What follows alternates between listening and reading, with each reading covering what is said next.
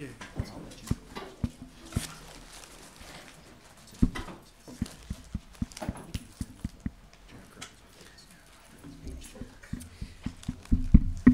There we go. Yep. All right, we're live now.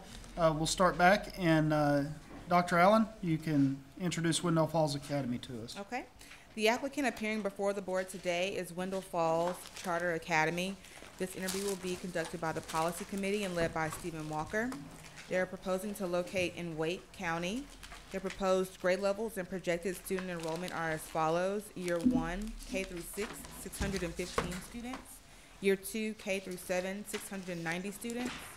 Year 3, K through 8, 765 students. Year 4, K through 8, 765 students. Year 5, K through 8, 765 students. We did not have an LEA impact or due diligence completed for this application.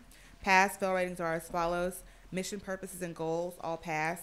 Education plans, 4 pass, 1 fail. Governance and capacity, 3 pass, 2 fail. Operations, 4 pass, 1 fail. Finance, 4 pass, 1 fail.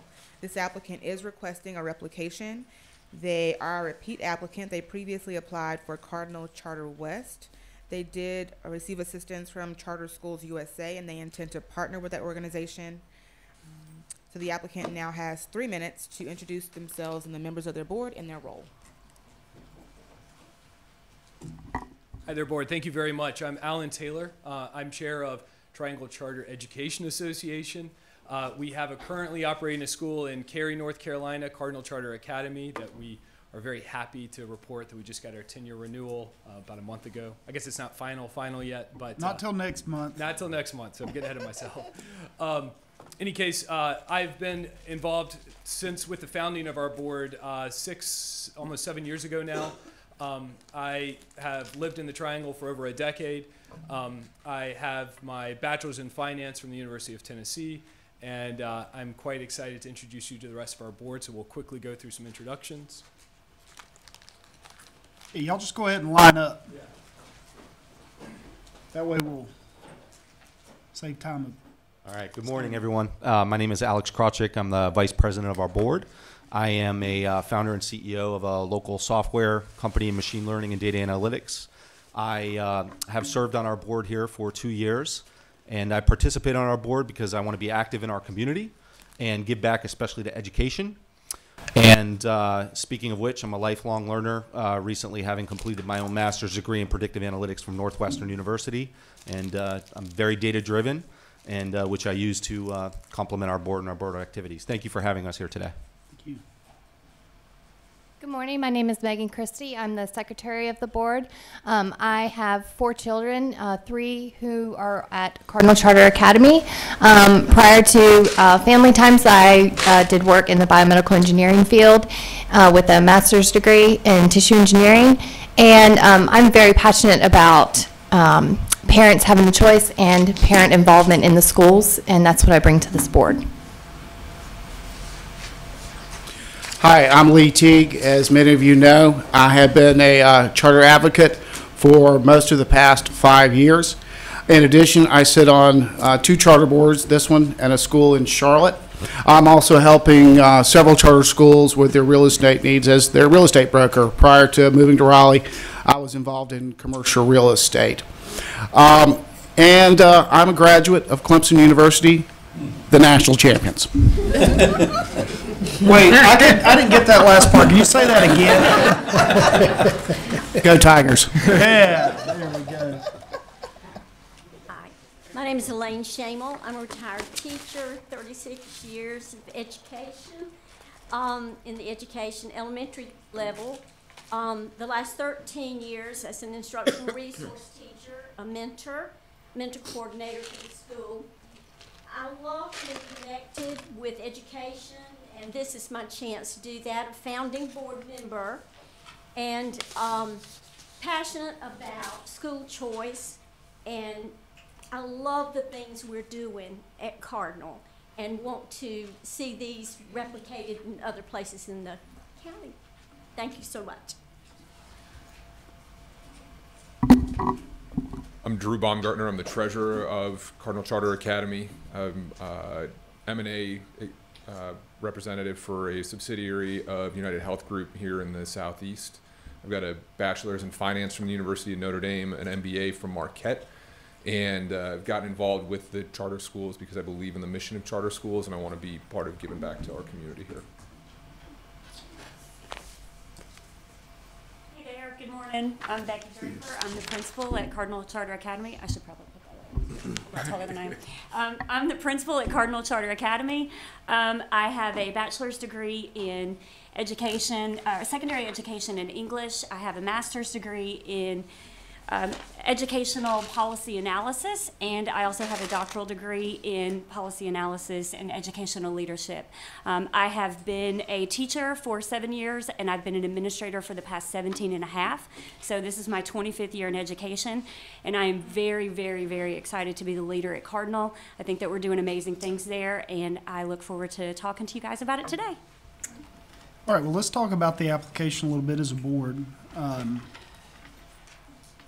Replicating Cardinal Charter, which has been a school that's successful enough to receive a 10-year renewal in the last cycle. And when you talk about replicating, it's the same board, same EMO.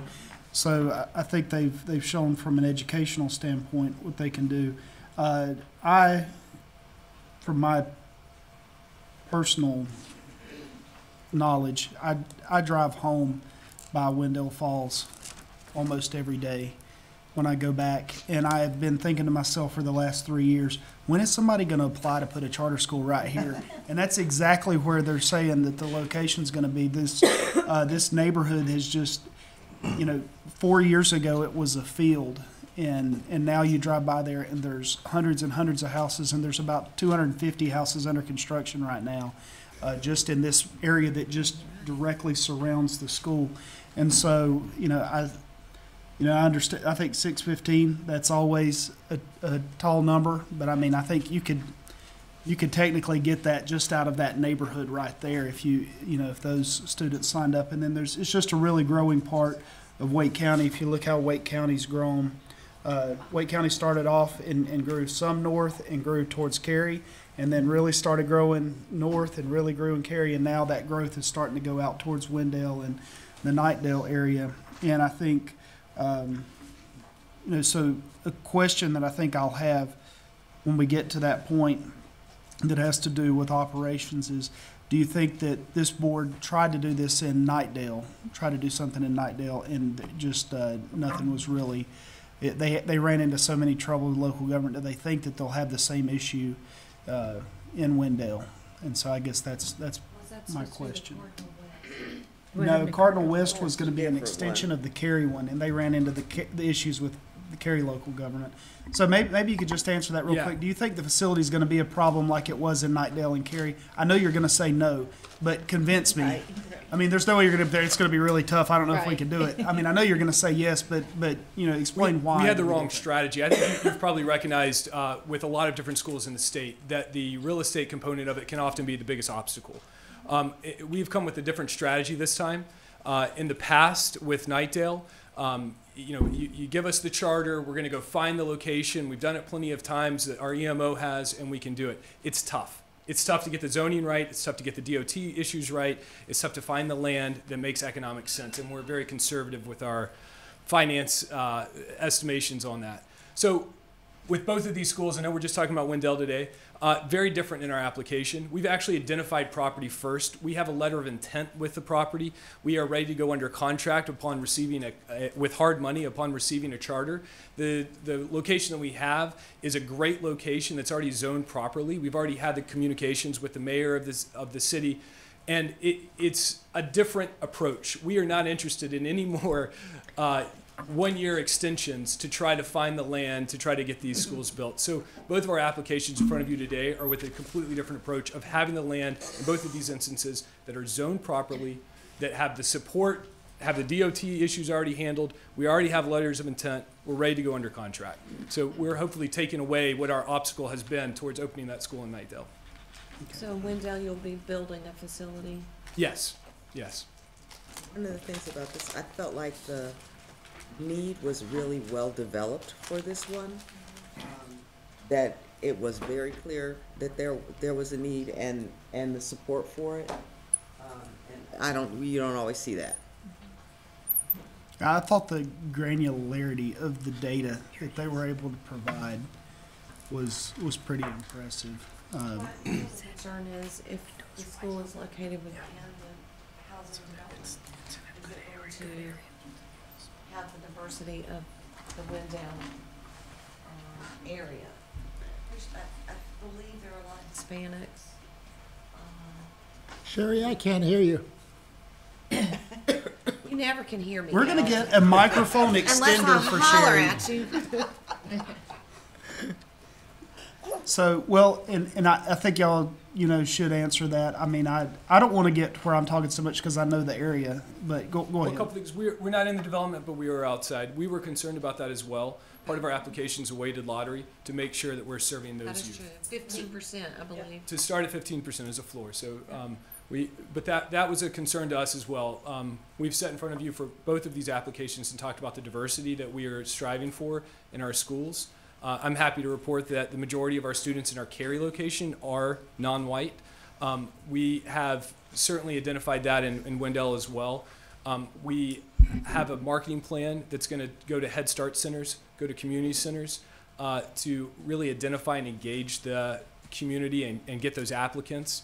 So it's certainly something that I hope you see demonstrated in our application through our weighted lottery. Was your marketing like $140,000. Yeah, so tell me how you're spending $140,000 on marketing the first year. Right. Well, that's where using an EMO that knows how to launch a school is very beneficial. We thought the same thing. We came forward with our Cary location. It was a very healthy budget for marketing. We'll do a lot of radio advertisements. We'll do a lot of social media advertising. We also do community events, and oftentimes those events can have large costs to show up and have a booth and have a presence. And the radio and TV advertising that we'll target, as well as mailers, is not cheap. An element that we're adding to our marketing strategy here is that community outreach, going to the churches, going to the Head Start centers, going to the community centers in those areas to really make sure we get that ED population. So that's an aspect of what we're doing as well with this school. It's a little bit different than what we've done at our other schools. How are you diversifying your board, as that is a key component of who you're going to market and? We as a board plan to expand our board as we enter these new schools with members from those communities that represent the diversity we're looking for. Do any of your current board members live in the Wendell Falls area? We have Elaine, who has taught in Wendell Falls, has a lot of family in Wendell Falls. She currently, in the Knightdale area, she currently doesn't reside there, but knows the area well. But we're in conversations with a couple of people now to join our board. We're very particular that are from Wendell Falls. Yellow. So. Oh, I see. Given the weighted lottery and the targeted population, do you guys plan to apply for the community federal grant that's available to charter schools in this replication model? I would just, yes. I'm being told yes. So it's a good question. Deadline's coming up. Yeah. Friday. I've got a question for you. Do you have a fellow named John Hagee working for your outfit? He's in Florida, but I'll take that segue to tell you that one thing that Charter School USA has done over the past couple of years, which has really encouraged our board, feeling like we have the capacity to open up multiple schools, is they've opened up a dedicated North Carolina office. And we have a lot of personnel here in the state that support us in addition to the resources we have in Fort Lauderdale. So we've really appreciated and benefited from that. Excuse me. Thank you.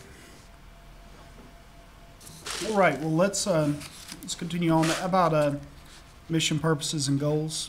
Anybody have anything on that? Sherry?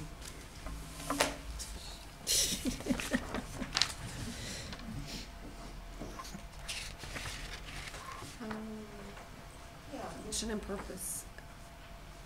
Talk to us about how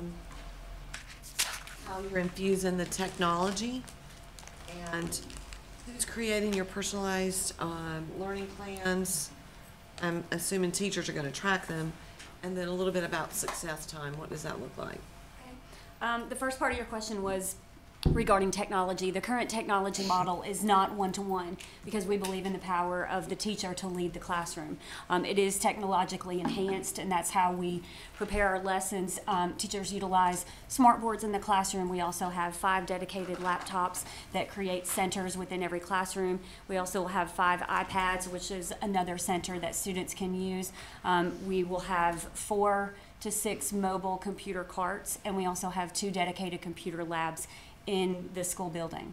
So our teachers receive quite a bit of professional development on how to incorporate technology into their lessons and how to utilize that to facilitate individualized learning. And that takes me to one of your other questions, which is the personalized learning plan. Every student in Cardinal Charter Academy right now has a personalized learning plan.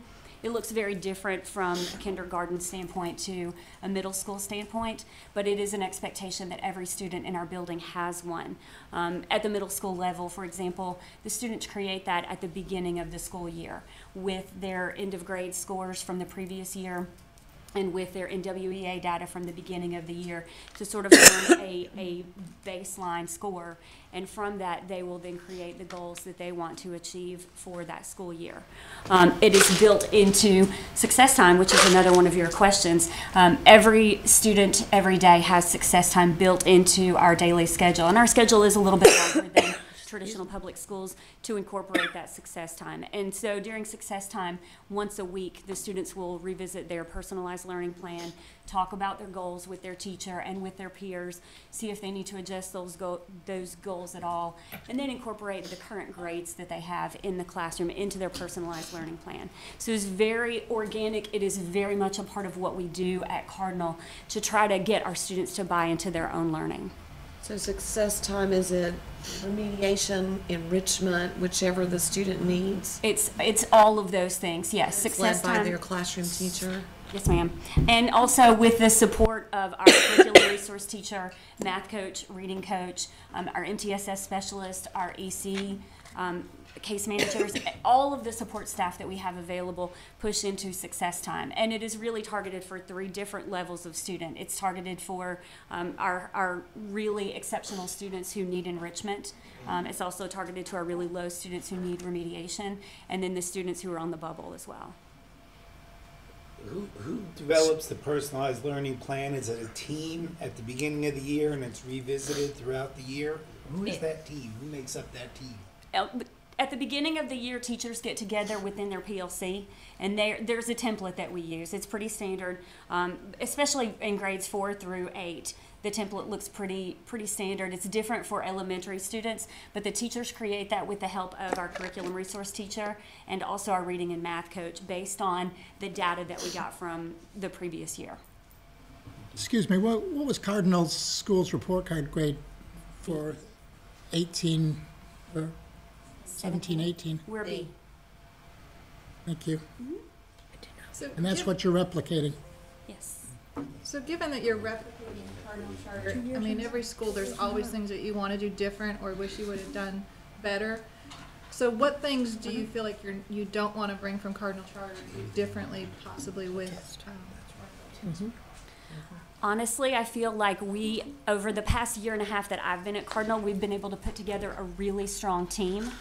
I would hope, and I know that with the other schools, they will be very purposeful and mindful in bringing in good quality teachers, because that's where everything begins, with good, solid teachers who work really well together and who collaborate on a regular basis. The one thing that every principal wishes is that we had more time. We don't need more resources, we just need more time. We need more collaboration. We need more opportunities for our teachers to get together and learn together. You know, the state, we all have a big focus right now on growing our students, and given the personalized plans, it sounds like a wonderful model to really push students. Yet Cardinal didn't meet growth the last 2 years, and not a criticism, just what is your reflection on that? Why do you think you've not been able to meet growth in the last 2 years, and what are you doing to try to tackle that? That's a great question. I'm glad that you brought that up. It's definitely one of our goals for this school year, because you're right, the school hasn't met growth and hasn't met growth and hasn't met growth.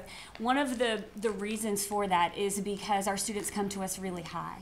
We've got a really high-scoring population of students. They're already scoring in the 80th and 90th percentile. Well, you know, I made that a big deal with the accountability group the last couple of years, and they came back with some data that really surprised me and a lot of us, that the higher achieving schools in general tend to have higher growth than the lower achieving schools, and that I did not expect to see that result. So that doesn't seem to correlate well. So there seems to be some other things going on that I have some ideas, but I want to hear what you think might be a reason. Well, so part of it is, quite frankly, teacher quality and not knowing what our data really looks like. Until this year, our school had not utilized EVOS data to project student growth.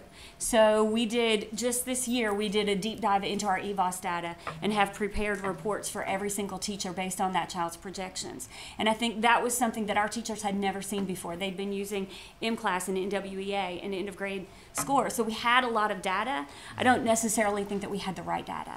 And I feel much more confident this year that we know where our students are projected so we can target them in a different way. A very tough question, but I'm going to ask it anyway. Is there a discussion or temptation for the teachers to say, well, if the growth on this test is so important, I've got to train my kids more on the test itself and practice test?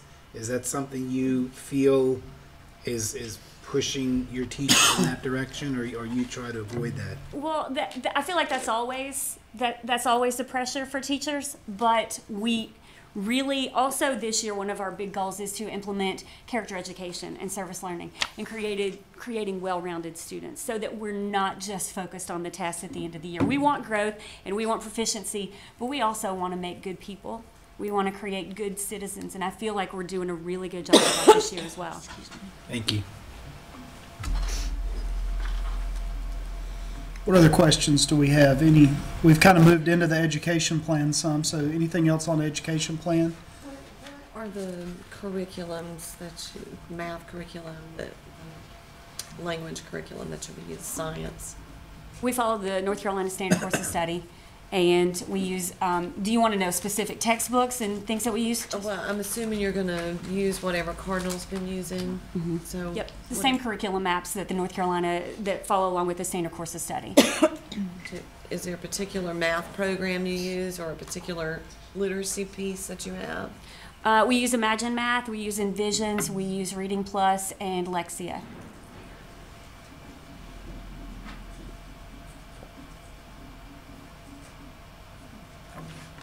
Are those used in every charter school USA? Some of the schools, some of our sister schools in the state use different curricula. These are the ones that we like the best. We feel like these have given us the biggest advantage and have helped our teachers more than anything else that we've tried.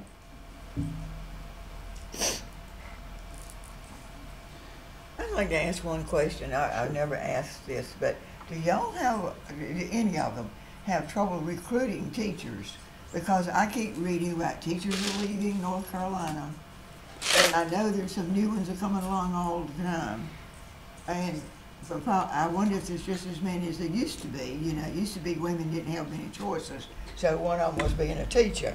Now they have more choices. So to cut that question short, do you have a problem recruiting good teachers? I think everybody across the state is having a problem recruiting good teachers right now. There is a crisis in North Carolina, and a big part of it is the pay in North Carolina, regardless of whether you're in a charter school or a traditional public school. I think that pay is an issue. I think that we are losing people in this profession at an alarming rate. And I saw this when I was in a traditional public school as well. I think this is North Carolina, and I don't think it's limited to North Carolina, but that's what I see. So yeah, we do have, we have to work really hard to recruit good people, but that was one of our purposeful tasks this past summer, is to bring in really good, high quality teachers. And I feel like right now at Cardinal, we've got a really good staff.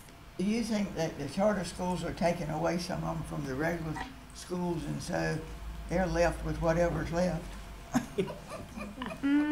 I know that I've hired some really good people from a traditional public school, because I want what's best for my kiddos. And I believe in school choice, and I believe that teachers should have that choice as well, to be able to go to a school where they might not necessarily make as much money as they would in Wake County, but I've got a great school, and I've got teachers who want to be there. I mean, we could probably You have have the, discipline. we could probably have the licensure people look at it, but I think we've got a whole lot more people getting licenses than we do people turning their licenses in. So, I mean, I think there's teachers out there. I think the question always revolves around quality. You know, you probably have, I'm going to guess, you probably have multiple people applying for positions, but sometimes you might not want any of them. And that may be, you know, some of the issue too. I think there's probably a lot that goes into that. But let's, that kind of moves into governance and capacity when you talk about hiring. I like how y'all are just so nicely moving through this without me even having to announce. So what do we got on governance and capacity? When again talking about staffing and attracting good teachers, as far as benefits, I didn't see in there that you have like state retirement or 401k. What are your plans for that? And also health insurance, they seem to be low. So in order to attract good teachers, benefits I think is key. Well, and I think that's one of the advantages of having an EMO. Charter Schools USA does provide a retirement, a pretty healthy retirement package for the employees, and also a benefits package as well. So that's through Charter Schools USA. It doesn't come through the charter school. So is that something that the employee has to contribute to himself? Correct. Is there like matching? So it's like a matching. There is a matching program. The Charter USA pays for that, and it doesn't come out of the charter school's budget. That's coming from Charter Schools USA, right? Yeah, that's part of the joint employment that we have with the teachers, and the benefits come from using the backbone of our EMO. And the health benefits are actually very compelling, and the only reason that we get them at such a great price is because we're leveraging the other 70 schools and the teachers there in that network to bring a really competitive packages to our teachers on the healthcare side. Well, you know, as soon as I see a school that says they're doing the North Carolina state retirement plan, I'm like, all right, let's calculate these numbers, and they've always got them too low. Yeah, I don't know how many of y'all schools are in the state retirement plan. Have mercy. Have mercy. I think the employee pays 5.5% or 6%, and then you pay 18% on top of that. It changes year to year, but yeah. It's going up. It's rich. It's rich. And you have to put the liability on your audit. You do. So anyway, I'm never going to ding somebody for saying they don't want to be a part of the retirement system. So can we talk about how board meetings are going to take place? So we're going to hold our board meetings on a rotation between the 3 schools. So we'll have a board meeting assuming that we... You hope the 3 schools. Yes, we hope the 3 schools. But we've talked a lot about board governance. And maybe it's better if I talk about how we've thought about things and structured things, and maybe answer some of the other questions out there. So first off, in operating multiple schools as a board, the first thing that we really wanted to do was make sure that we have a strong school leader at the school, a very proficient principal. And I think Charter School USA, along with our board, has shown a demonstrated job of identifying those candidates. Also, from a board perspective, we've contemplated this for a while, and we've taken several steps to make sure that we can operate multiple schools. We've done a couple things there that we've done that we can talk about, I think, directly. One is we have a dashboard. I mentioned this briefly during our clarification interview.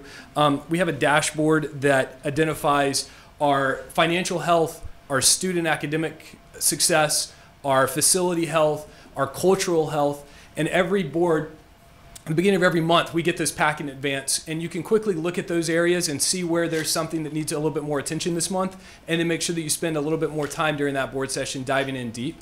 Also, we've set up, and quite honestly, in advance of hopefully having more schools, but it's benefited us.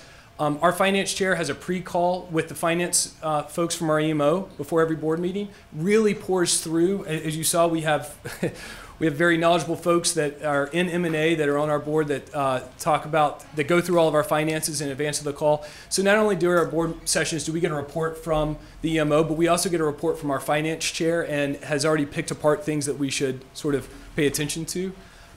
finally, we're going to have, we're not changing our governance structure, but we're going to have board leads. And those board leads is going to identify someone on the board who's the lead for the school, for each school. And that person's going to basically quarterback and handle the action items that come out of that school and make sure that they're followed up on for our next board meeting. We've talked with our sister board in Charlotte that runs multiple schools, and we've had a number of conversations about some of their best practices. And we've talked, quite honestly, I've talked with some other boards in other states as well. And I think that to be honest with you, we would not be proposing the schools in front of you today if we didn't think that we were efficient and ready and capable of handling them. And I'm quite proud to say that we are. But at each meeting, you will discuss each school's business? Yes. It's just the locale will change with each. Right. We also are, and we understand in the RTO process this will probably be necessary, as well as any specific issues that might come up. We're willing to have special board sessions between meetings with public notice if necessary. And finally, if for some reason or another there's a big call that it'd make more sense to do a board meeting that at one of the other schools that's not part of the rotation, we'll mix up the rotation so that we're flexible. Our board is represented, quite honestly, throughout the county right now. We'll look to make sure that we grow that as well. But we'll rotate it through, but then give each school the time dedicated to it that it needs to answer all those questions during the board meeting. Your board is extremely capable. I mean, I appreciate the strength of your board. Opening a school, though, is just not for the faint of heart. All the things you don't think that happen will happen. You know, you've seen that, I know. Convince me why I should support both schools. Why did you come forward with both applications at the same time? Why not wait a year?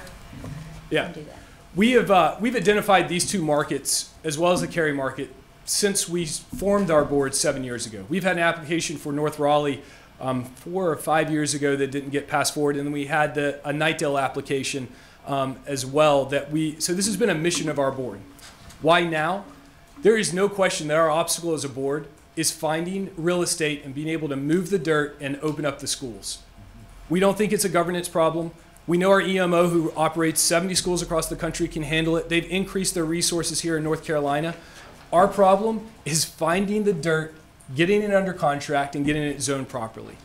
We have the great fortuitous event that today we have two great locations that demographically have everything that we're looking for, that we're bringing forward. Part of our application is these properties that we have under contract, or letters of intent, ready to sign the contracts. And that's why we're bringing both of these forward. Opening a school is certainly an effort. We as a board know it. We've been through it.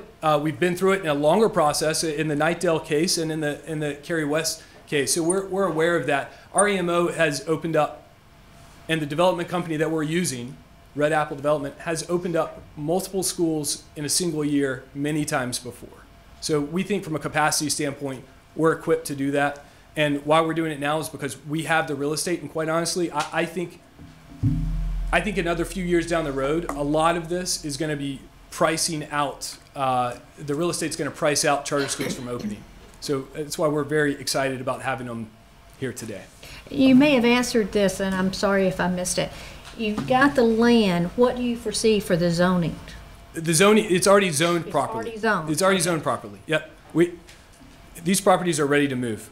We're looking to go under contract with them. We will do so with the consent of this board, and we're prepared with the hard money to put them under contract and start moving dirt and have them open in 2020. So it's actually a bit of a tight timeline. Well, there's not a tight timeline. We don't have any wiggle room, but we've got a plan and action in place to do it. Okay. All right, any other questions? Mr. Frank? Question on the staffing. The head of school principal is an employee of Charter Schools USA, but the rest of the staff is jointly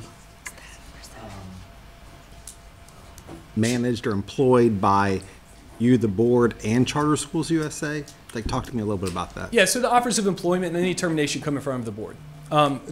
We use the benefits of our EMO to provide to our teachers, which is of great benefit to them because they get the sense of scale there. The principal is an employee of Charter School USA, but on that piece, there is multiple board members met, spoke with Dr. Draper before she was brought on. So I find that all of this is we're joined at the hip here, and it's quite a joint all around. But the joint employment specifically comes to using the benefits of our EMO to pass along to our teachers. If I were a teacher at your school and I'm not performing, it's your call whether I continue my job. You would recommend to the board hiring or firing. They would presumably follow that recommendation or not. Yep. Okay, any other questions?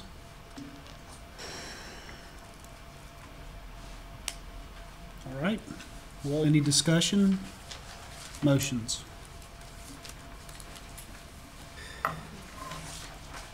Mr. Chair, Yes, sir.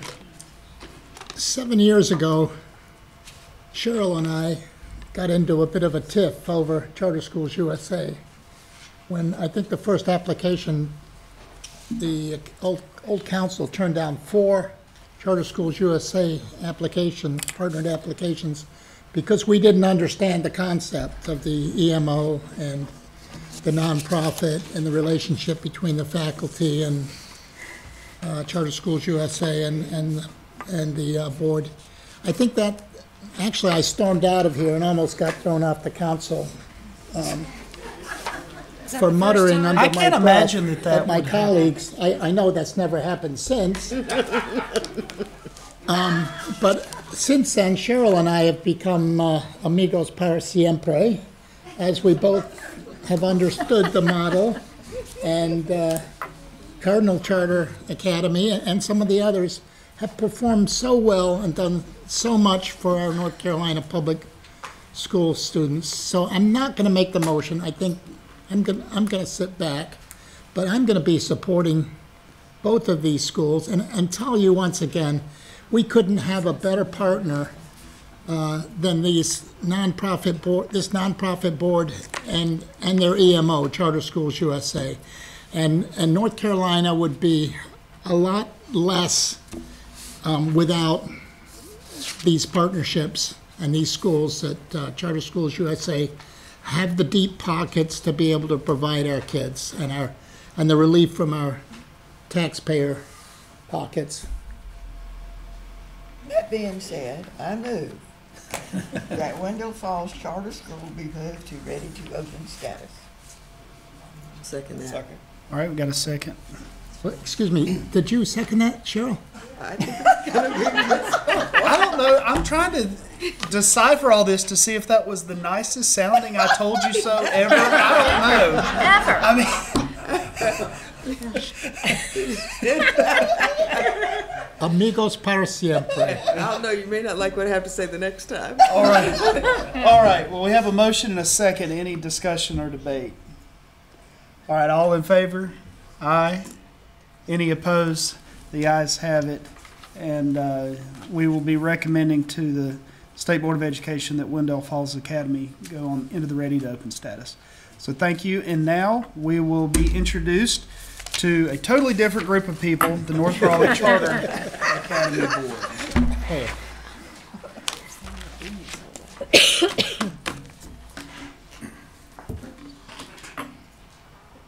The applicant appearing before the board today is North Raleigh Charter Academy.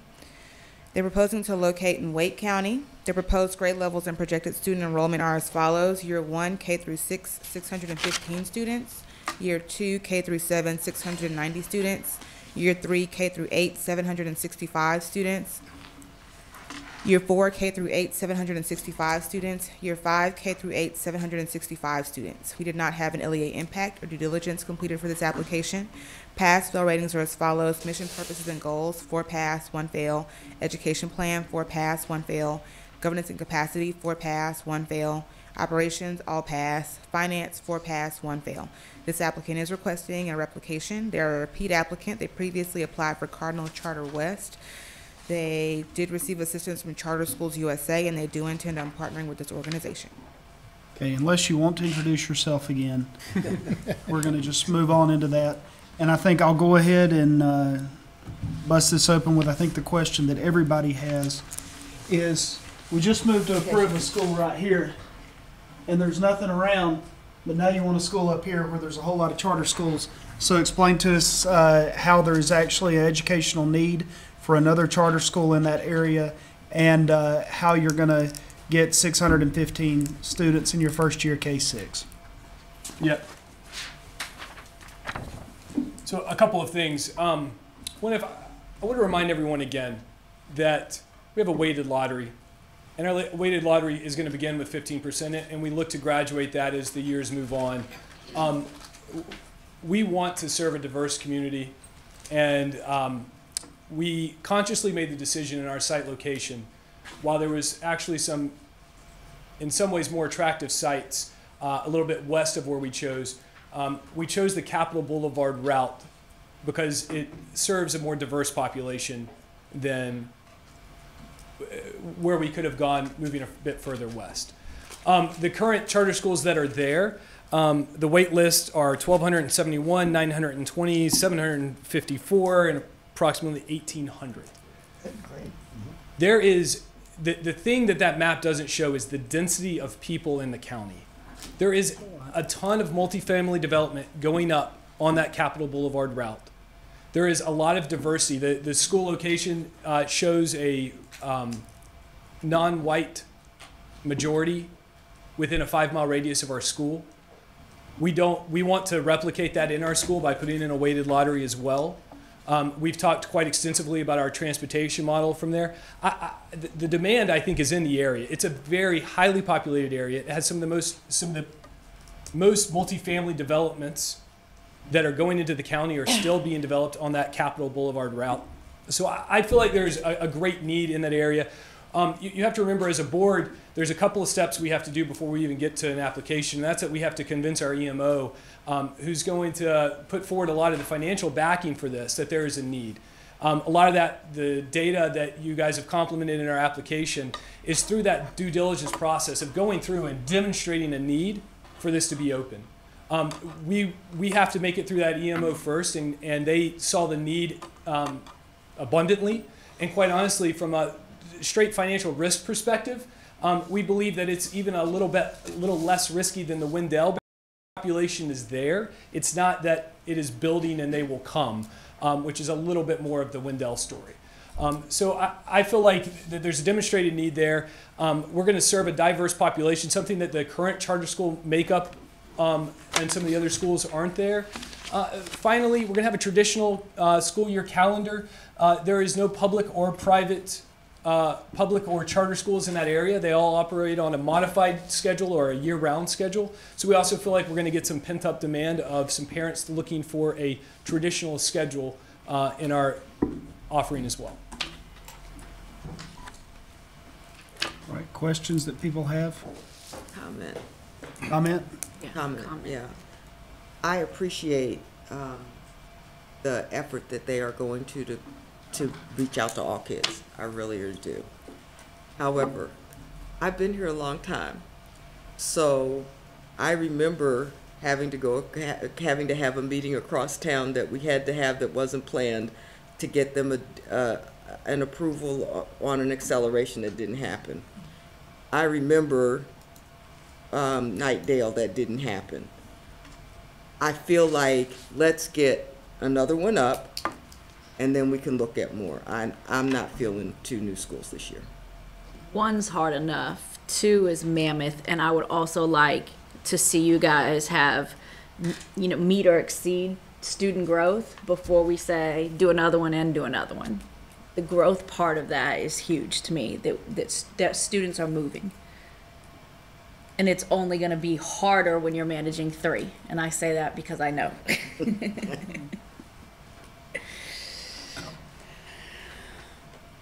Any other questions, comments? I'll put up there that this has been a mission and a demonstrated mission of our board.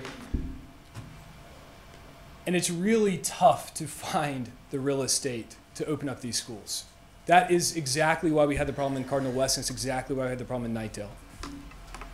We have a letter of intent on a piece of property that I think both serves the community we want to serve and is going to be extremely difficult to find again. In a dream scenario of how we would open schools, it could be that you take a different path. We feel like we've demonstrated as a board we have the capacity to do this, and I'm not sure if we're going to have the opportunity that we have in front of us today to choose that 2 or 3 years down the line. It's just tough to find this real estate in a market that is growing quickly to price in a school. So I would have to say that if I vote for this time, you guys better open a school. Cheryl, I voted twice already for this, and it didn't happen. That's the same argument we had with the Caring extension, was that time was of the essence. We had to strike now to get the property. We had zoning issues. This is all very, very appropriate comments. We had zoning issues with those schools. We had DOT issues with those schools that we do not have with these site locations. We took a completely different strategy, and we were very frustrated with ourselves and how that came forward. And we purposefully took a different strategy and told our EMO, we're not doing this again in the same fashion. Let's find the property. Are you going to need a zoning variance on this property in North Wake? No, we won't. Or North Raleigh, sorry. No, we won't. I'm told that it's zoned properly now. There's community support for it as well. The location is just prime. We are not moving a high school into the Cary West.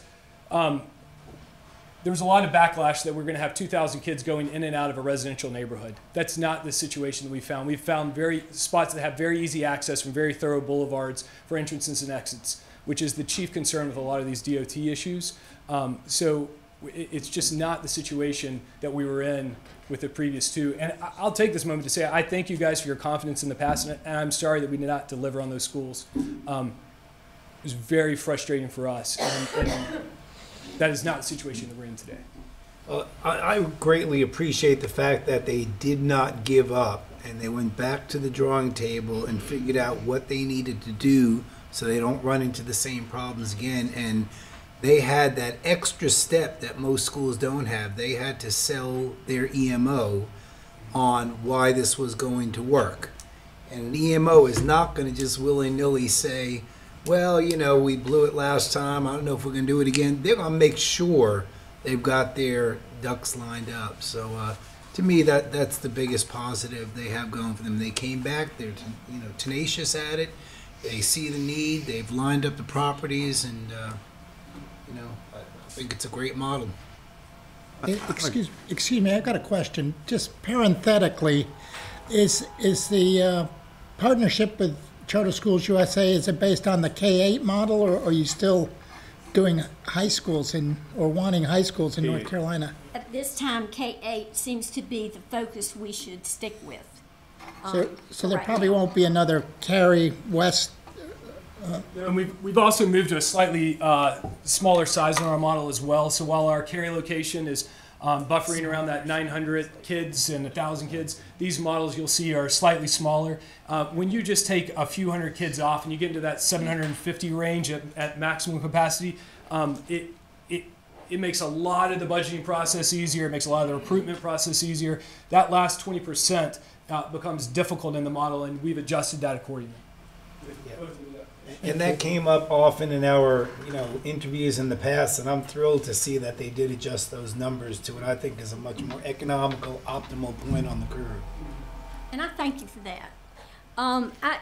Personally, for me, we have lost a lot of time. And trips to city council meetings that I went, and political problems, things we were promised, and then all of a sudden changing at the last minute where they were going to vote, and then they didn't at the city council to approve us for the land and the zoning. Very frustrating, and we want to catch up. We have a good thing to offer, and we feel that we can handle it, and I appreciate your support very much. I'll make a comment, and I'll preface this with, this is through my lens, and some might say my bias, and it would be, my comment is, piggyback on the question I asked for the former application, and that is, on the times that I've been on that end of the microphone and now I'm on this end of the microphone, it's important to me that members of the board have a personal connection in the community which they're trying to open a school. And so that's not a statement of non-support. Don't misinterpret that. But I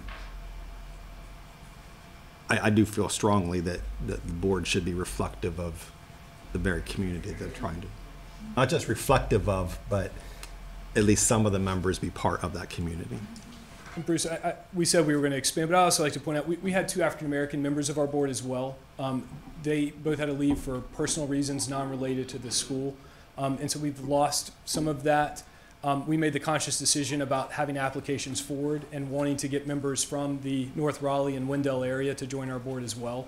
So it's, I think where we're going is we're okay. And clear, yeah. I was actually not specifically talking about diversity, though that's important too. Well, yeah. But really just having a connection to the community that you're trying to put the school in.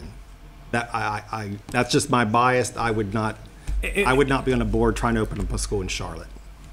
I don't live in Charlotte, and sure, it's a great city, but I live where I live. Okay, any other questions, comments? Well, and I live in North Raleigh as well. We have several board members who do live in the area around that school. So. I just want to comment. I see, looks like you're hoping to get some people from Franklin County. Okay. Mm-hmm. I from Franklin and that area. How many do you think you might get from Franklin County? For application, we're looking at a little over 90 students that we think we could get from the Franklin County area. The other thing that's very attractive about this spot is that with the development of the master plan for the transportation model for the city of Raleigh, they made that Capitol Boulevard much more of a thoroughfare for getting people from the north side in Franklin County down into Raleigh. Mm-hmm. So we also feel like our charter school, which is right off of Capitol, offers easy access for those commuting into Raleigh over this next year. Very good. I was born and raised in Franklin County, but down around Bunn. No. You don't know where Bunn is.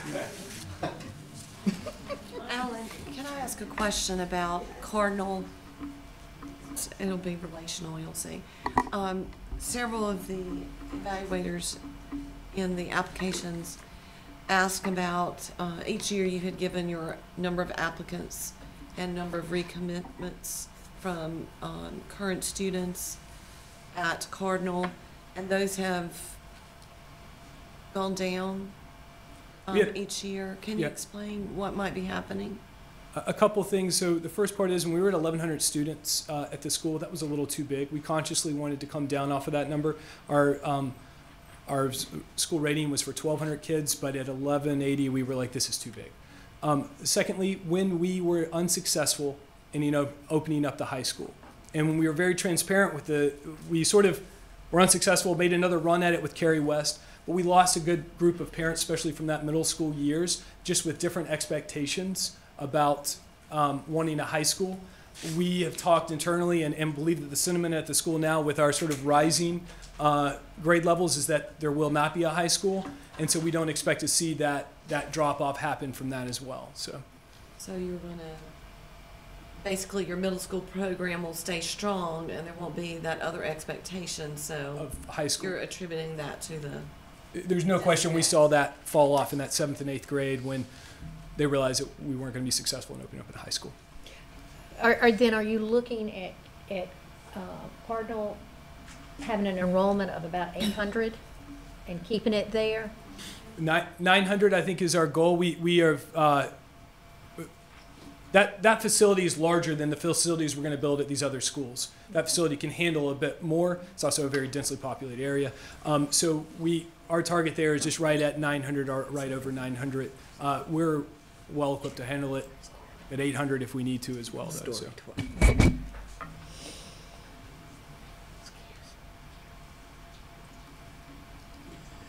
Any further? Well, I'll just say I was not really supportive of doing 2 schools at the same time. I really was not. But you guys have recognized the problems, the facility, the land. And since you do have the land, and since it is on the west side and right there at Capitol Boulevard, I think that is an excellent location. And with the goal of expanding your board to include those areas, I'll go ahead and support this. So I make a motion that we move this forward to ready to open status. All right, so we've got a motion to move forward to recommend to the state board that North Raleigh Charter be moved to ready to open status. Do we have a second? I'll second. We have a second, so motion by, I can't just do LK. Thanks, guys. When I'm writing down who's making the motions, I can't just do LK because then I get you and you, so we're going to have to. Oh. And then, do CAC. Okay. that's what I'm going to do. Okay, so we've got a motion by Linda Lynn Cacadelis, a second by Bruce Friend to move forward. Do we have any discussion or debate? Mr. Chair, I hope the board understands that there is some concern on this board about the growth component of the school's report card grade, and that although it's only 20% of the grade, I think we do need to focus a little bit more on those EVAS scores, especially these two new schools, but also Cardinal, and make sure that we kind of make this board feel comfortable with what we're doing today. Okay. Any further discussion or debate? I would just like to make a comment, Stephen. Yes. I have confidence in this board, but I can't support two at the same time. I'm all for Wendell. I'm not saying that I wouldn't be for North Raleigh, but yes, I voted for Wendell. But I'm sure I'm in the minority. I hope everything goes well. But that's just where I'm hesitant because of situations and opening two schools and especially in North Raleigh, that is a dense area where there might be more complications.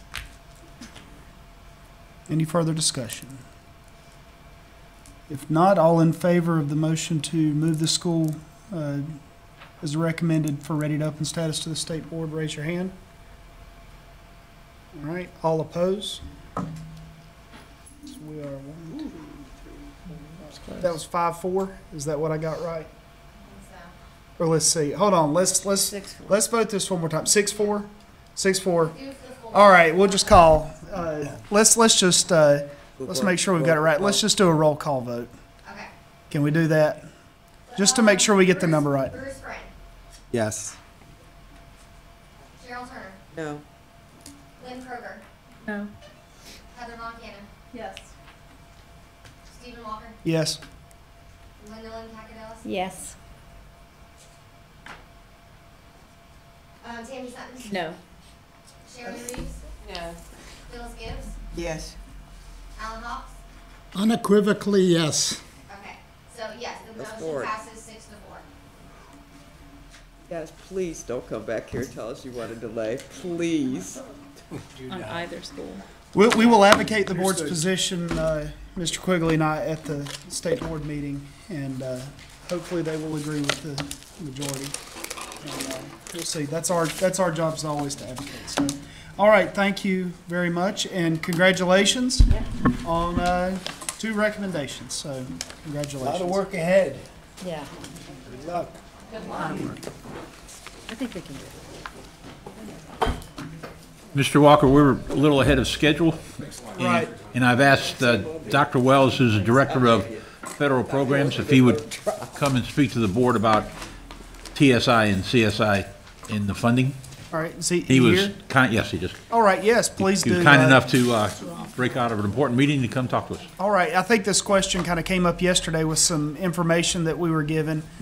So if you could come up and just give us a a brief overview of what's going on. Some of us have no idea, and some of us have more idea than others. I didn't prepare anything on short notice, but I can sort of tell you a little bit about the two schools, and then certainly I'm happy to answer questions, which may be a quicker way or an easier way to get the information you need. You may be familiar with the previous designations of low-performing schools in North Carolina from a federal standpoint of priority and focus schools. With the passage of the Every Student Succeeds Act, the designation of those schools changed, as well as some of the qualifications to be considered those schools. So priority school essentially became what's known as CSI, which is the Comprehensive Support and Improvement. That basically is the lowest 5% of performing schools that are Title I, as well as any high schools, and that's Title I or non-Title I high schools, which have a graduation rate below 67%. So they're graduating less than a third of their students. Or 2/3 of their students, excuse me. So those schools are considered CSI, and those are the schools that replace what were considered priority schools. And that includes lab schools, charter schools, and public schools in traditional LEAs. Those are receiving a particular funding, which is a set aside that comes from our Title I funds for school improvement. 4% of those dollars that come for Title I are set aside to be used in a formula grant process. So every school receives a minimum of $50,000, and then there is a breakdown depending on their average daily membership for their 2 best days last year. That gives a formula based on that to the schools on top of that minimum $50,000 to be used for school improvement and for the support of those school improvement plans that are associated with the problems, the faculty support, community engagement, all those kinds of things that help to turn schools around that are low performing. The other category is a little bit different than it was last time with No Child Left Behind. There were focus schools at that point, and those schools were schools that had subgroups within the school that had achievement scores that were significantly lower than the rest of the kids in that particular school. That has now become TSI, which is Targeted Support and Improvement, but it's not about gaps within a school. It's about looking at those subgroup performances compared to all students across the state. So any subgroup of students, and I think you're probably familiar with all those different subgroups. There's the racial subgroups, there's the economically disadvantaged, there's English learners, and students with disabilities. Those are the major subgroups, as well as the racial white, Hispanic, and African American students. If there is a subgroup in your school that has beyond the minimum number of students, which for this category I think it's 10, but in North Carolina we usually use 30, but 10 is for this group.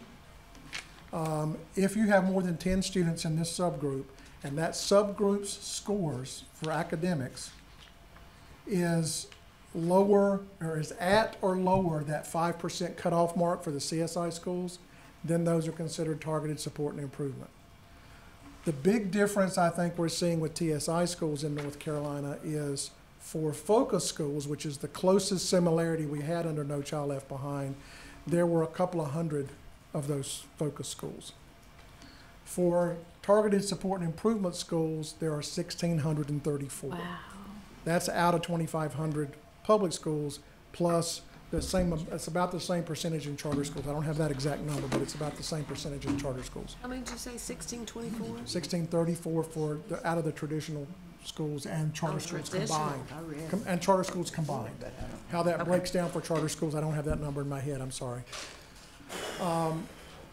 Most of those schools, like about 90% of those schools, were identified because of their students with disabilities subgroup. So we know those students get a lot of extra help through the exceptional children's programs, but for Title I funds, these schools need to get, even on top of that, extra dollars because there's a particular subgroup of schools that are still not performing, even with all the exceptional children's help they get. So schools are required to join the NC STAR network. They're required to do a school improvement plan. The difference for TSI schools in this state and in every state that I'm aware of is that there's no dollars that comes with that. There are no funding that comes with that. Now, this year, we were able to find about $13 million that was not spent 2 years ago, and it's going to expire in September of this year.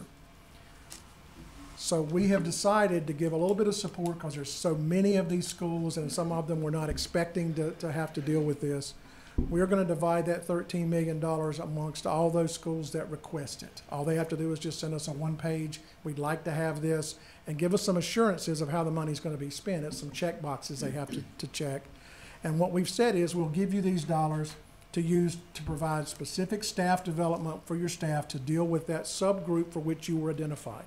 So if you were identified because of low economic or disadvantaged students, then the teachers should get some professional development to help learn how to deal with students from those families that are low income.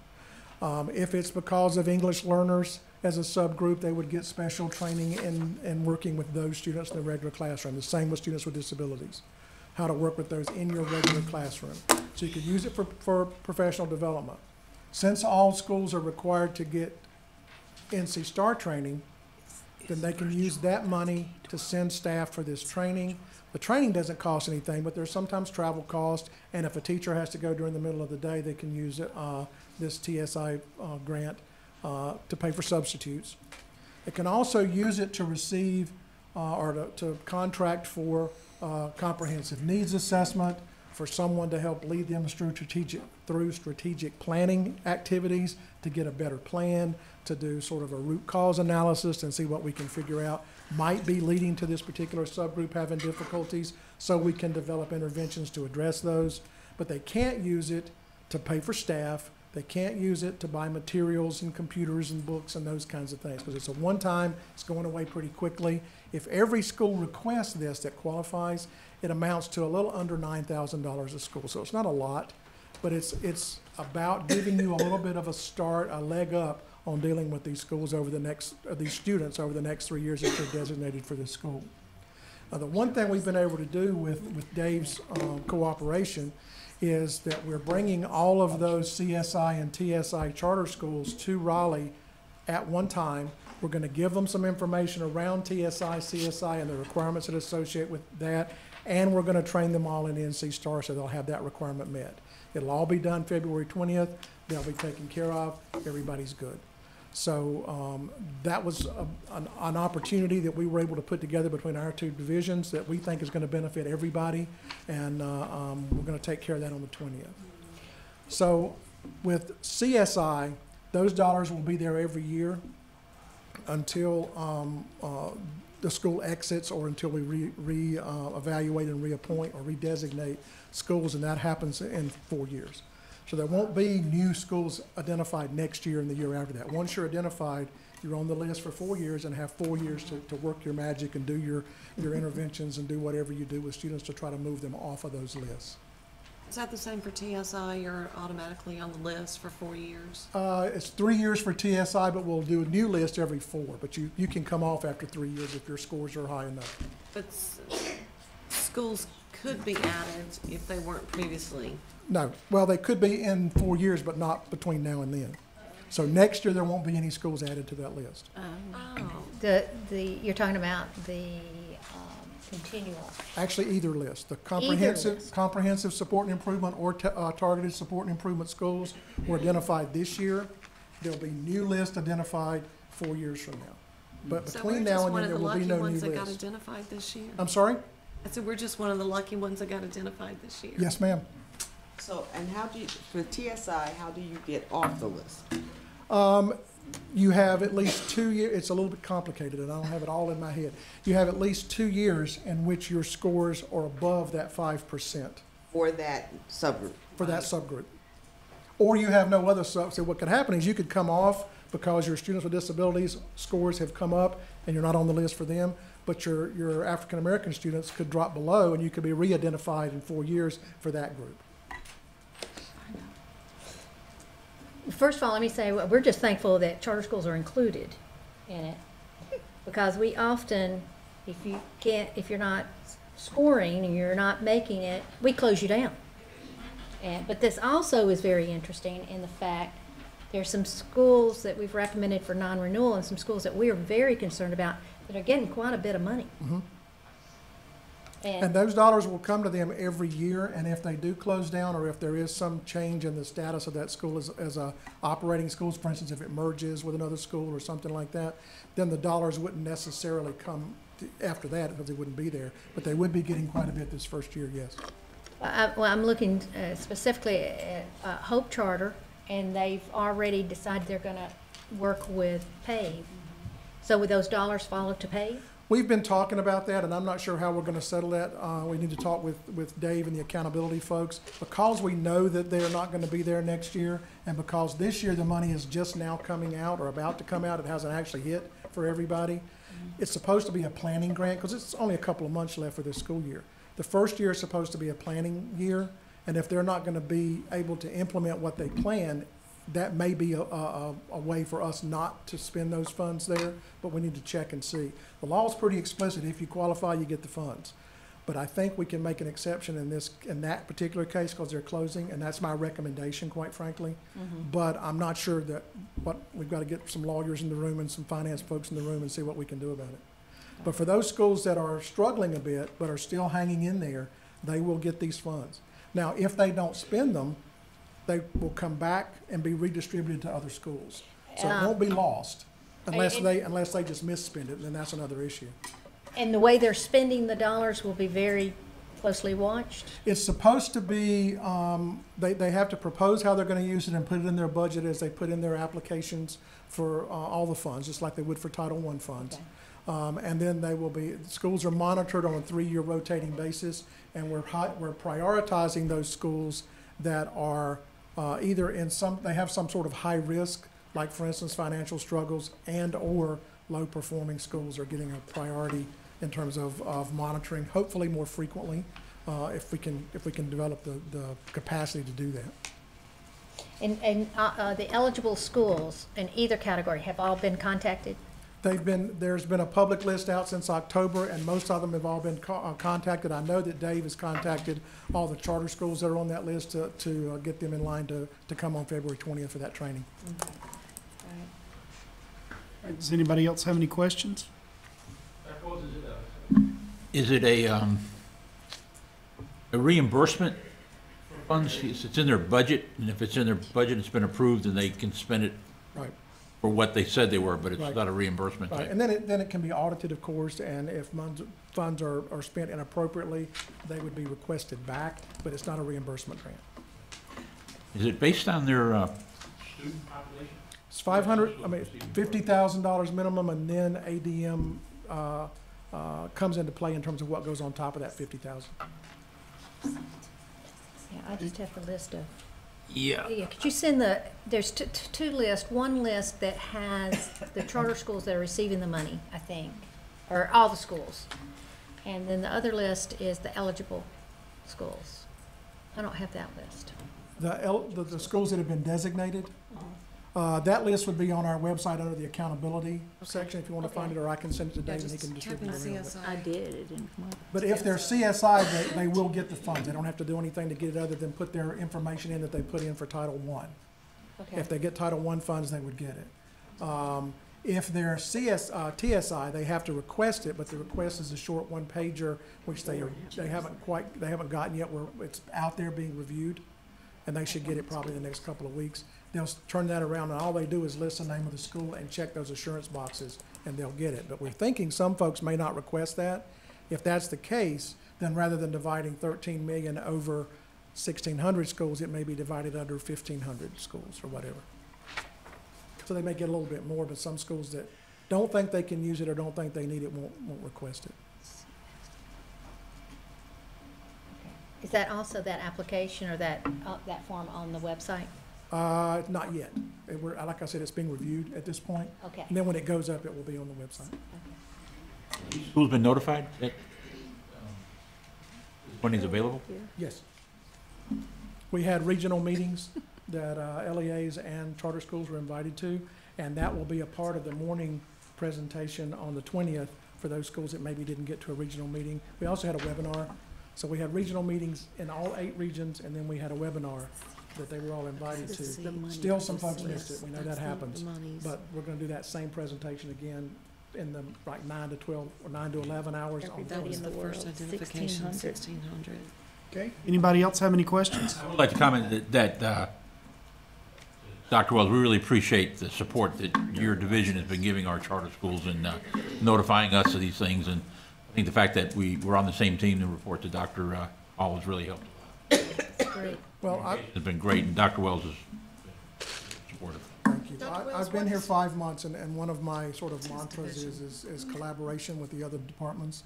And nobody has backed down from that when I've approached them, and other folks have approached me as well. So we're all happy to do that. But one of the groups that I made first contact with was with Dave, and whenever we have issues, whenever we're sending out information, we make sure to get it to him for the newsletter, because there's a lot of students in those schools, and we want to not leave any kids out. So We appreciate that. What is your division called, Dr. Wells? it's the Federal Program Monitoring and Support Division. It's a mouthful. Most folks just say federal programs. How challenging is the large allotment to the virtual school that has students spread out across 100 counties? Is there anything different to kind of monitor how that money's being spent, just because it's such a unique model? It's not kind of brick and mortar. I think the uniqueness will come in the fact that there's a lot of flexibility in how those dollars can be spent, and I'm thinking that probably the Elizabeth and the folks at the virtual school are going to know more about what's appropriate for them than we are. So if she comes up or they come up with any recommendations that are allowable by law, we're going to be okay with it.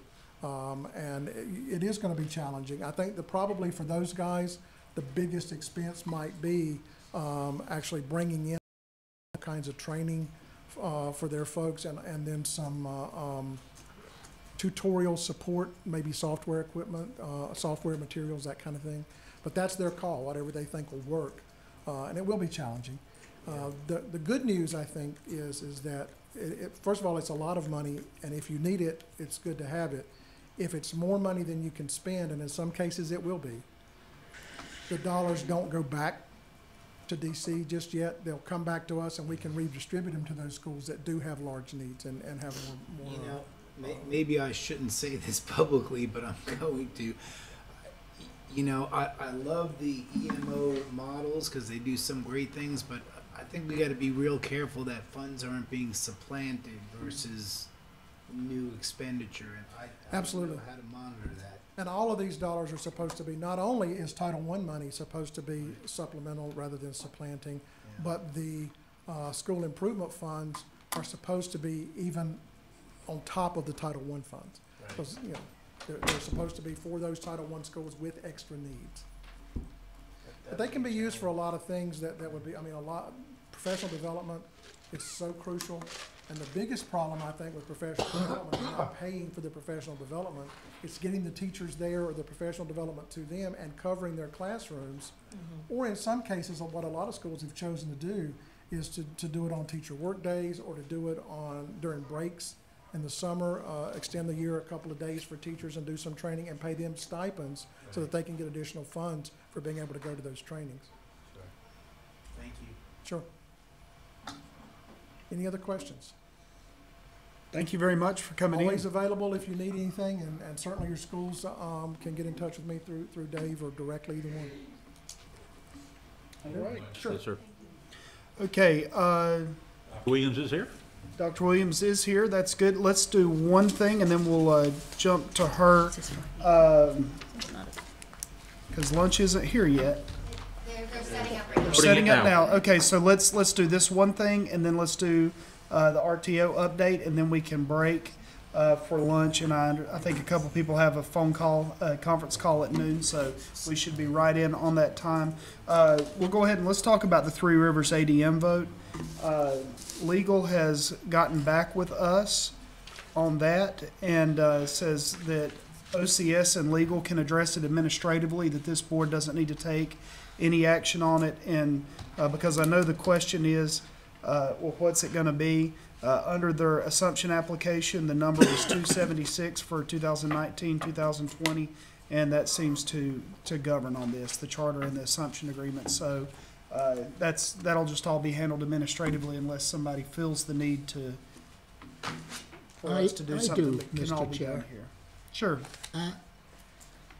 In talking to Eric, it seems like we have a little bit of wiggle room here as a board to use our due diligence and advisory capacity to let these operators of Three Rivers know that we've already been through this with their predecessor, and that already they've had difficulty, they've struggled to reach the 83. That the 276 seems overly ambitious to me. And I think as an advisory board, with the experience that we have and their new location, I think we have the prerogative, if you will, to recommend that we find some number in between 83 and 276 as a prudent number to recommend their success.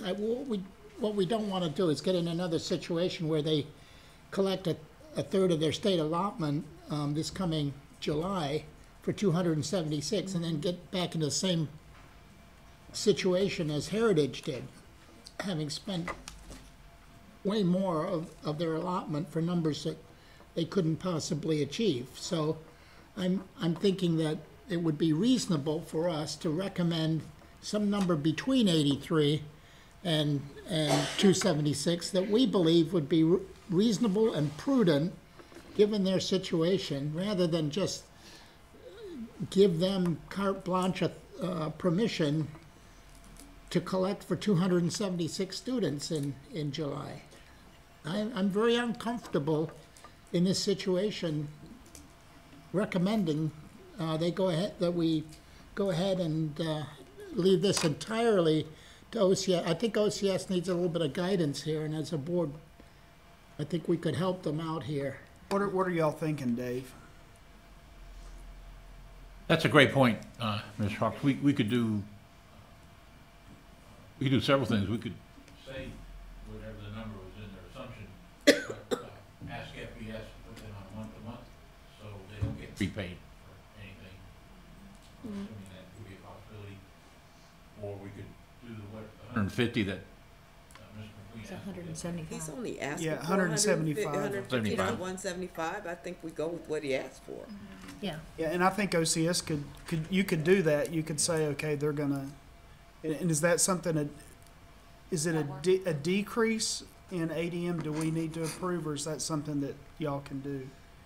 I know we've got that new amendment thingamajig. Now, actually, we haven't actually approved that yet. I mean, he's asking for 175 new policy. Sorry, I'm getting hungry. So I know he's asking for 175. I'm sorry, Mr. Cherry. So that my number of 275 is, where's that coming from? No, that's, you're right. 276 is what's in their application. All right. So, correct. so he said he's thinking 150 or 175 would be what they would need. Now, if you want to make a motion to that, I mean, we'll entertain whatever motion. Legal felt like it was something that could be handled by them. I think the problem is when they go to put that number in. If they put that number in and they do put 276, then you've got some issues. We better put it. Because I don't think they get to 276. No, they're not. That's been kicked out. That's why he's asking for it. They were not able to put the 276 in, and they're all prisons at 82. You could certainly make a recommendation what you want CSAD legal to work with allotments.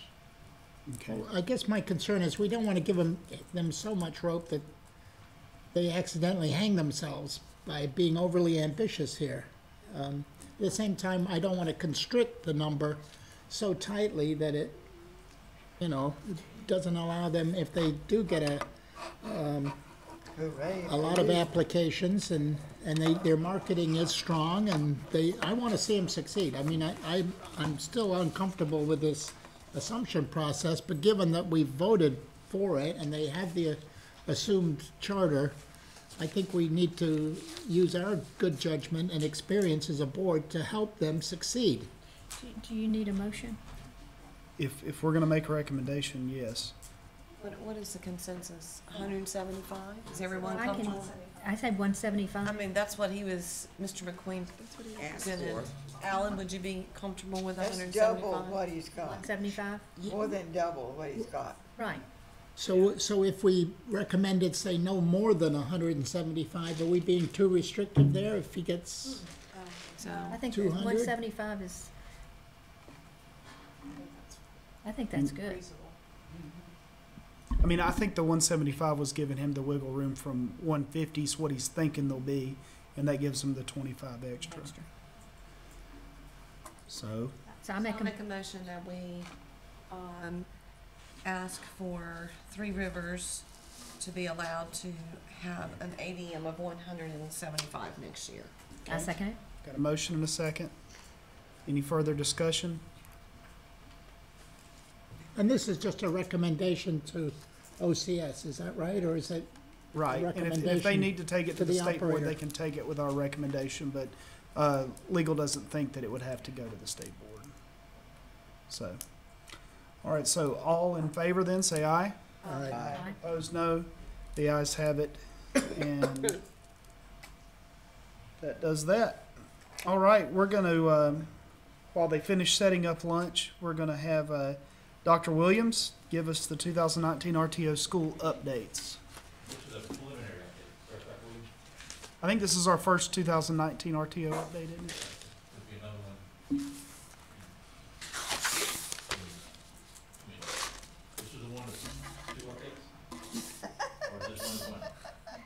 Keebler, is he trying to trick you? I'm not sure.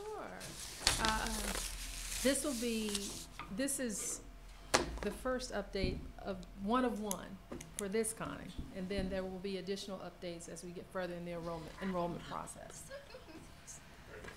All right. Good morning, everyone. Yes, it is still morning. So, as of today, this moment, 14 schools are scheduled to open in August, including the 3 that you are already aware of who are on the accelerated schedule.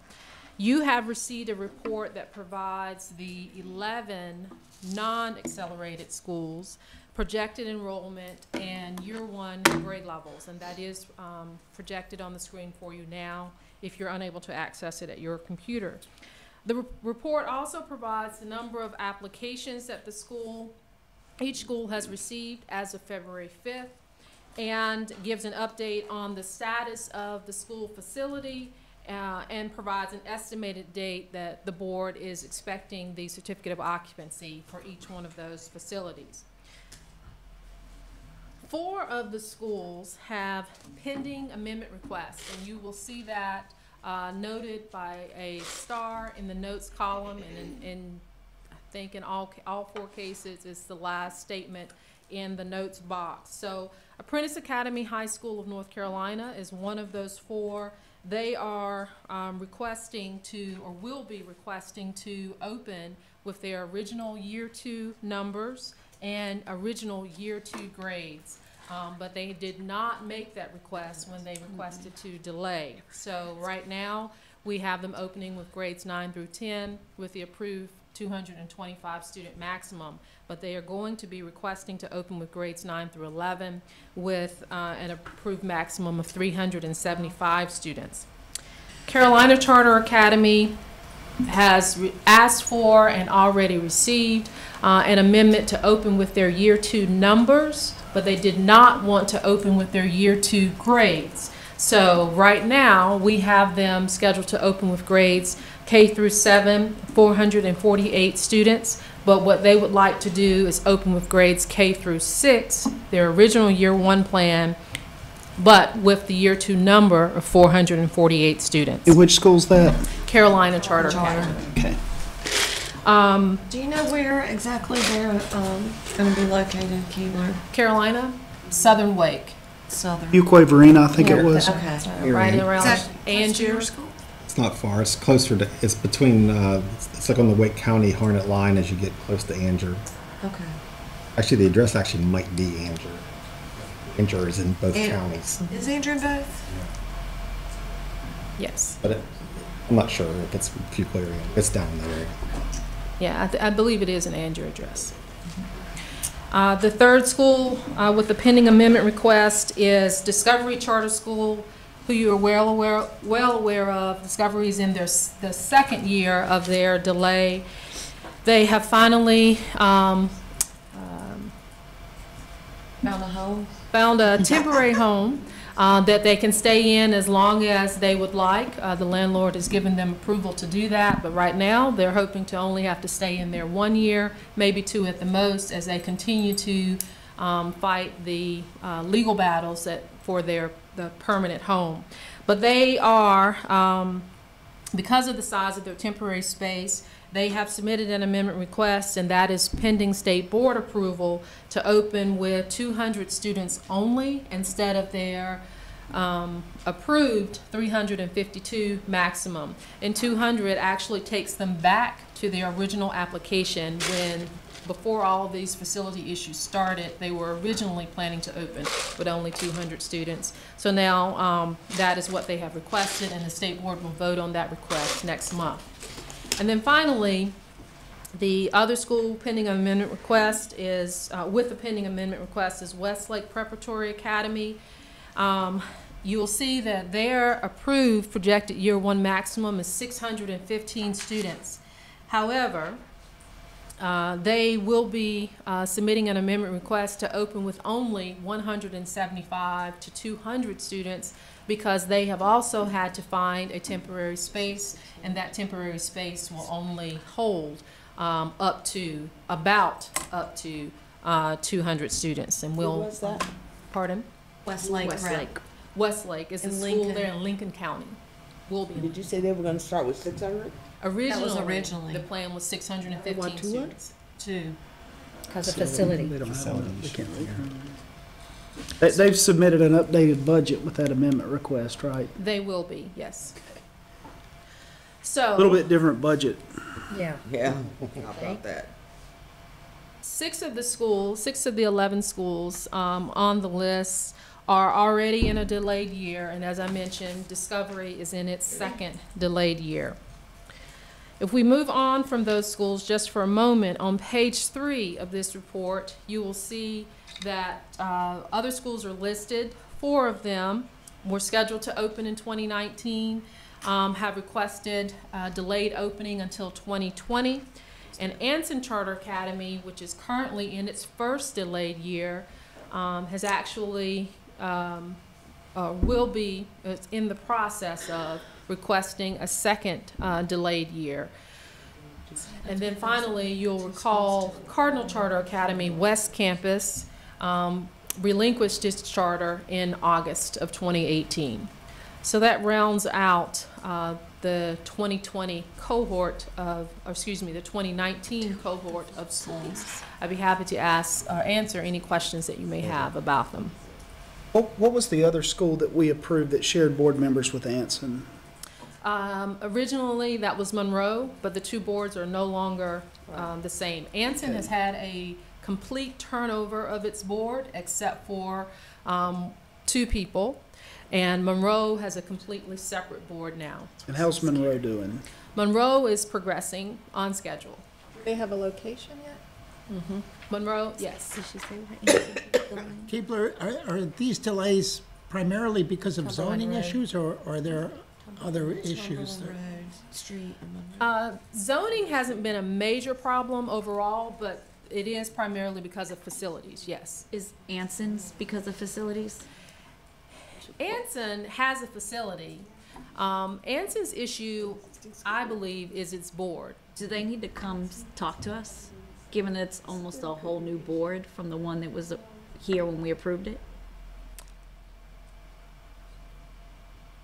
That was a vocational, wasn't it? Yeah. Dr. Williams, I think when that amendment request comes to us, they definitely need to come before you, and you need to think really hard about whether you want to grant a second year extension. That's going to be a tough one to advocate to state board. Right, because, I mean, with Discovery, there's a very, litigation. We haven't received the request yet. Right. Now, refresh my memory on Bishop Brooks. I thought Bishop Brooks was supposed to open. They were supposed to open in 2019, but they decided to wait until 2020 as they try to figure out. Sharing that property with another school. Next Generation. Bishop Brooks is going to be where, is my understanding that Bishop Brooks is going to be where Next Generation is now, and Next Generation will be moving out to a new facility. So is that? Is it the move of Next Generation that's slowing down Bishop Brooks being able to get in? Yeah, why are they delaying? Do you know?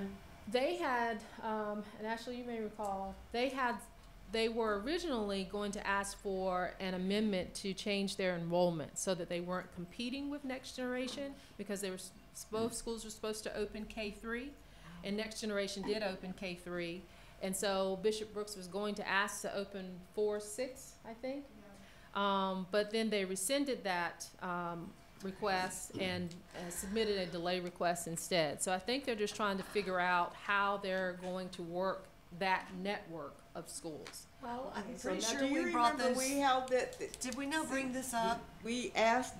We asked this question, and we were told that it was not a problem. That They're not competing. They're with not each competing other. with each other. They're It wasn't a love problem. and sharing campuses. This is Sam Misher and his Yes, sir. board? All right. Well, that's a nice building. Anyway.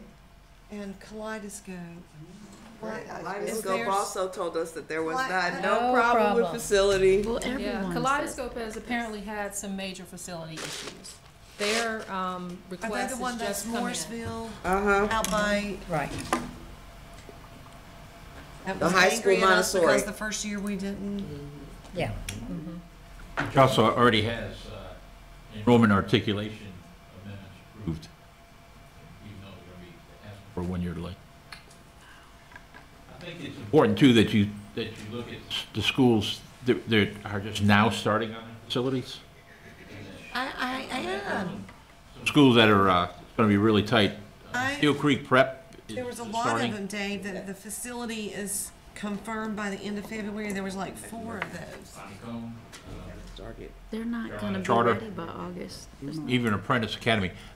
They hope to get their CO by August. Dr. Williams is doing a great job staying on top of that. We'll keep you updated, but there are some schools that are just now becoming shovel ready. Dr. Williams will keep you posted. Any other questions? You can be a dog catcher. So when do we anticipate the 3 schools that we're accelerating? That just went to did the state board approve that this month? Yes, last week. So I guess, when's our next update from you, Keith? So the first enrollment report is due from the schools in late March, and so you will have it in early April. So we should have some data on those new schools. Yes. Dang, it's hard as heck. I don't need To get approved and open up. Not unless you already have a property. Okay, anybody have any other questions? All right, well, thank you for the report, and I'm sure we will get 5 or 6 more before August of 2019, so thank you very much. All right, well, let's break then for lunch, and let's plan on coming back. Let's see, on our agenda, we're kind of ahead of things. We don't have another school start until 2:30, but let's come back if we can around, let's do 1:10. Come back at 1:10, and we will go ahead and do our application timeline, and then do the State Board of Education updates, and then hopefully these schools will be here, and y'all can get on the road before the thunderstorms start. Good. Yes. All right. Thank you. Oh, I'm sorry. I forgot. Oh, you stay in again? All right. Yeah, I got another meeting. It has nothing to do with this. Let me get a copy of this, make one. This school, that is a location